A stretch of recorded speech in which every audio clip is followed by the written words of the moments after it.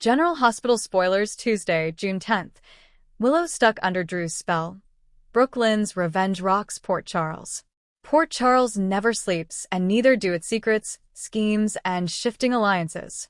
On Tuesday, June 10th, General Hospital explodes with jaw-dropping revelations, dangerous seductions, and long-awaited payback.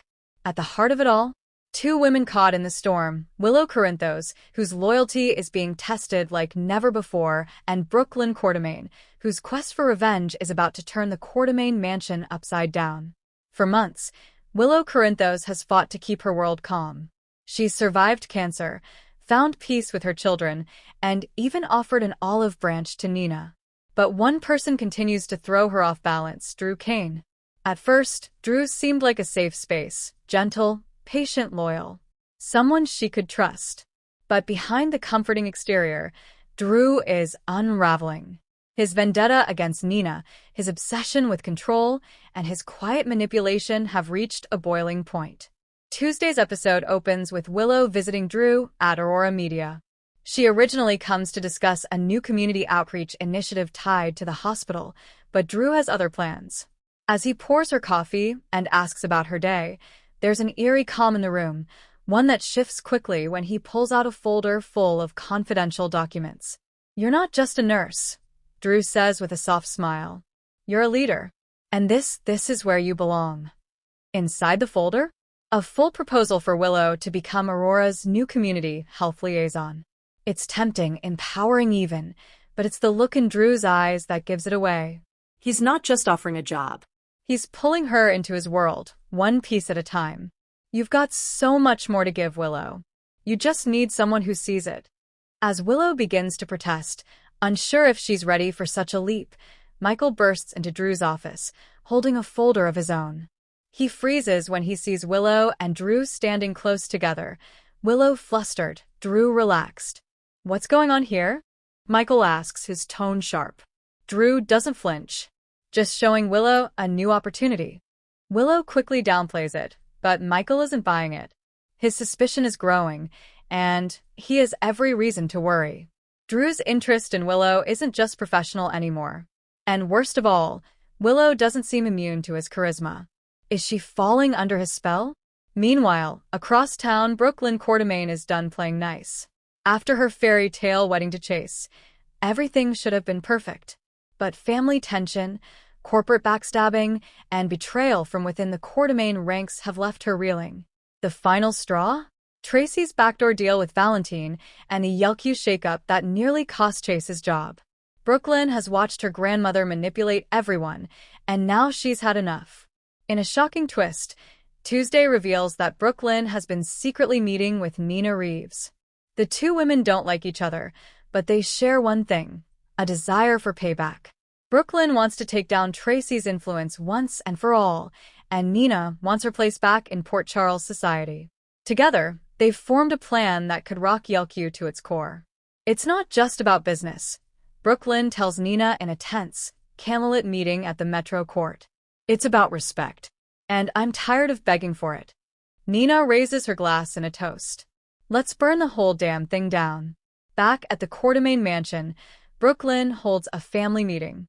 Olivia, Ned, still struggling with his Eddie Main aftershocks, and even Leo gather in the drawing room. Chase is by her side, uncertain but supportive. "I've made a decision," Brook Lynn announces.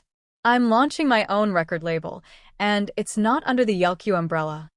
The room erupts. Tracy calls her impulsive. Olivia is torn. But Brook Lynn is calm, steely-eyed. "This family's lost its way.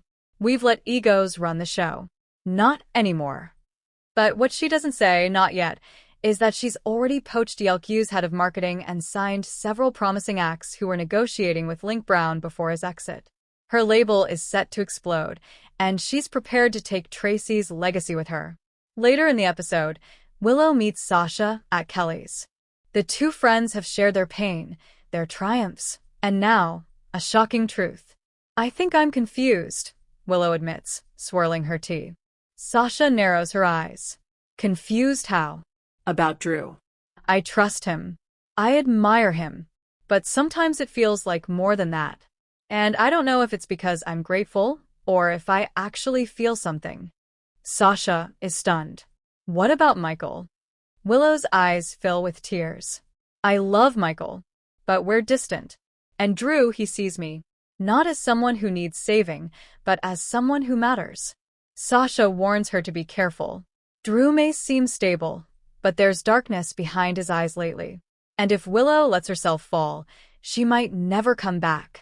Tracy isn't done. When she hears about Lynn's new venture, she storms into her granddaughter's office. How dare you blindside me like this? Lynn doesn't flinch.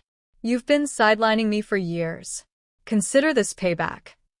You're throwing away the Quartermain legacy. No, I'm saving it from you. Tracy lashes out, threatening to cut Lynn off completely. But Olivia steps in with a bombshell. If you do that, Tracy, I walk too. And I'll take Leo with me. Tracy gapes at her daughter-in-law. Olivia's calm, but fierce. Lynn is right. It's time we started supporting each other instead of tearing each other down. The Quartermain war just got personal. Meanwhile, Drew confronts Michael privately. He accuses him of sabotaging Willow's confidence, of smothering her dreams. She's waking up, Michael. You might want to try keeping up. Michael is furious. Stay away from my wife. But Drew just smiles. It's not up to you anymore, is it?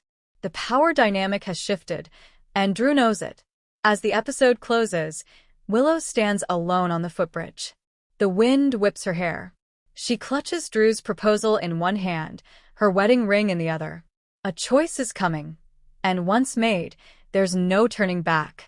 Michael arrives, breathless, begging her to come home. I need time, Willow says, her voice distant, to figure out who I am, what I want. Behind her, a figure watches from the shadows. Drew.